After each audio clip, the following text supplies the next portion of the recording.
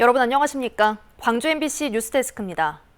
광주의 코로나19 일일 확진자 수가 오늘도 두 자릿수를 기록했습니다. 특히 전파력이 강한 델타 변이 바이러스가 우세종을 넘어 절대종으로 자리 잡고 있는데요. 방역당국은 시민들의 휴가가 절정인 이번 주를 고비로 보고 있습니다. 송정근 기자의 보도입니다. 광주의 한 병원입니다.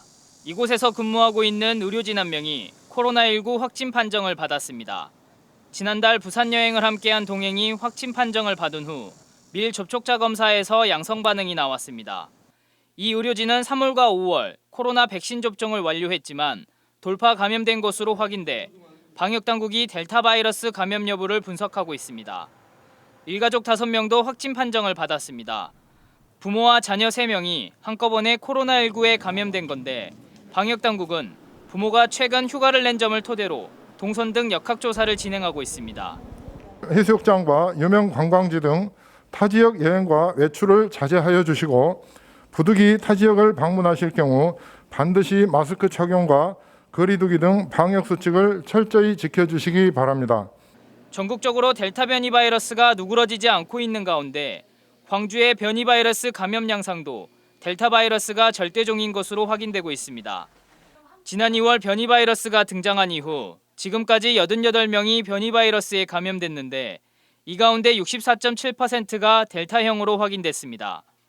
특히 7월 27일 이후 발생한 28명은 모두 델타 변이 바이러스로 확인돼 델타형이 지역사회에 깊숙이 침투한 것으로 나타나고 있습니다. 방역당국은 소규모 집단 감염 지속과 델타 변이 확산 등으로 인해 사회적 거리두기 단계 완화는 당분간 어려울 것으로 예상된다고 밝혔습니다. MBC 뉴스 송정근입니다. 갑작스런 재해에 대비해 침수 위험 지역과 대피소를 표시한 재난안전지도. 지도를 살펴봤더니 과연 실제 재난 상황이 발생했을 때 활용할 수 있을지 의문인데요. 이다현 기자가 재난안전지도를 따라가 봤습니다. 수해 등 재해 위험 지역을 선정하고 대피 요령을 안내해 피해를 줄이겠다며 만든 재난안전지도. 지난해 광주시는 부동산 가격 하락 등을 우려해 재난안전지도를 공개하지 않았습니다. 저희가 이렇게 의무사항은 아니지만 이거 시민들의 안전을 위해서 공개해야 된다고 판단이 되고요. 지금 홈페이지는 공개는 안 돼 있지만 앞으로 공개를 하도록 하겠습니다.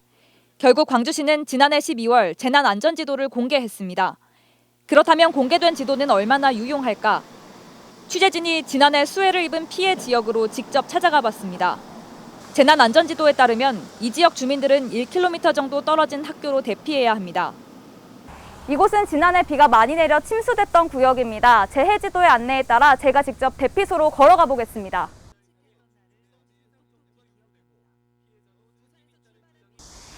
스톱워치를 켜고 걸어봤더니 대략 18분 정도 걸렸습니다.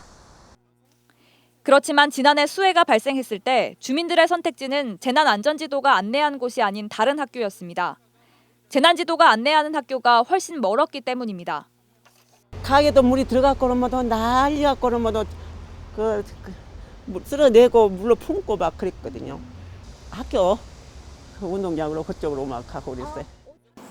심지어 대피소로 지정된 학교 관계자는 재난시 대피소로 쓰인다는 사실도 모르고 있었습니다. 또 학교 정문에는 대피소임을 알리는 어떤 표시도 없었습니다. 혹시 이 부분 알고 계셨나요? 아니요, 몰랐는데. 그렇게 등재돼 있는 것도 이제 알았거든요. 광주시는 학교나 관공서 가운데 이미 민방위 장소로 쓰이는 곳을 대피소로 지정했다는 입장입니다. 그 민방위 대피소를 우선적으로 활용을 하고 그 민방위 대피소 중에서도 우선순위를 두려면 관공서 또는 학교. 전문가들은 시뮬레이션을 통해 침수 위험 지역에서 가장 효과적인 대피로를 면밀히 검토해야 했고 이를 주민에게 알리는 노력도 필요하다고 말합니다. 정말 안전하고 경로인지 그리고 최단 시간으로 이 권역에 있는 사람들이 피난할 수 있는 최적의 경로인지는 검증할 필요가 있다고 생각이 되어지고요. 오는 2023년까지 재난안전지도를 개선해 시민이 더 쉽고 간편하게 볼 수 있도록 하겠다는 광주시. 실제 재난 시 주민에게 도움이 되도록 세심한 검토와 대피소 지정이 필요해 보입니다. MBC 뉴스 이다현입니다. 아직 뜨거운 여름, 땅끝 해남에서는 올해 첫 벼소박이 시작됐습니다. 100일이면 다 자라는 품종으로 같은 땅에서 1년에 벼를 2차례 재배할 수 있는 이기작이 시험대에 올랐습니다. 김진선 기자의 보도입니다. 연일 계속된 폭염 속에 콤바인이 힘차게 논을 가로지릅니다. 지난 4월 모내기해 105일 만에 다 자란 벼를 처음 거두는 날. 수확을 앞둔 밤사이 90mm의 폭우가 쏟아지면서 벼 줄기들은 쓰러졌지만 나달들은 노란빛으로 여물었습니다. 첫 수확이라 기분은 좋고 또 이제 이걸 또 이기작을 할 거니까 또 기대도 되고 그럽니다. 전국 쌀 생산량 2위인 땅끝 해남에서 올해 처음 시도된 벼 이기작 농법.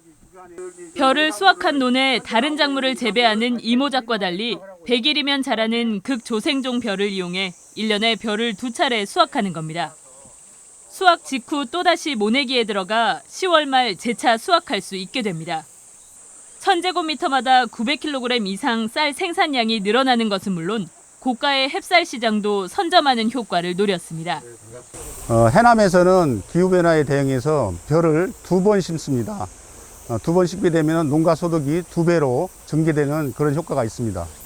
8월 이후 집중되는 태풍에 앞서 수확을 마칠 수 있어 벼 침수와 쓰러짐 등의 피해 우려도 한시름 덜었습니다. 8월에 태풍과 폭우가 집중되는데요. 이걸 피해를 최소화하고 조기에 이렇게 생산함으로써 햅쌀 시장을 선점하기 위해서 국내 품종으로 조기 재배에 성공한 해남군은 내년에는 극조생종 재배 면적을 5헥타르로 확대해 나갈 계획입니다. MBC 뉴스 김진선입니다. 내년 6월 지방선거를 앞두고 더불어민주당의 텃밭인 광주에서 민주당 복당이 크게 늘고 있습니다. 민주당 광주시당에 따르면 지난달 30일 실시된 복당 자격심사에서 신청자 170여 명 가운데 150여 명이 복당 자격을 얻었습니다. 복당자 대부분은 지난 선거에서 출마자 등의 권유로 입당했다가 탈당한 단순 탈당자들이지만 다른 당 소속으로 당선됐거나 출마한 경력자들은 복당하지 못한 것으로 알려졌습니다. 민주당의 내년 지방선거 경선 권리당원 자격이 이번 달까지 입당자에게만 주어지는 만큼 오는 20일 열리는 자격심사 때까지 복당 신청자는 더욱 늘어날 것으로 보입니다. 도쿄올림픽 양궁에서 금메달 3개를 딴 안산 선수가 자신의 모교와 광주시 교육청을 잇따라 방문해 감사 인사를 했습니다. 안산 선수는 장위국 광주시 교육감을 방문한 자리에서 모교인 광주 체육중에 전용 훈련을 마련해줘 경기력이 향상됐다며 감사의 뜻을 전했습니다. 이에 앞서 안 선수는 자신이 양궁을 시작한 문산초등학교를 찾아 후배들을 격려했습니다. 안산 선수는 내일은 광주여대가 마련한 환영 행사에 참석해 삼관왕에 대한 소감 등을 밝힐 예정입니다.